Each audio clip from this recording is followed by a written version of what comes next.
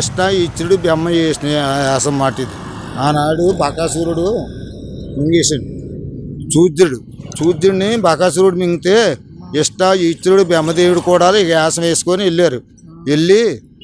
వేసుకొని వెళ్ళి అతని దగ్గరికి దివించి ఆడిచ్చి పాడిచ్చి అంటే నువ్వేం కోరుకుంటావు కోరుకోమని చెప్తే మాకేం వద్దు నీ పొట్టలో ఉన్న పండు మాకు కావాలంటే అప్పుడు నందిని చేసుకొని నందిని పట్టుకొని వెళ్ళి ఆ పొట్టలో కొమ్మేసి చీరితే మళ్ళీ ఆ సూర్యుడు కూడా బయలుపడింది మాట.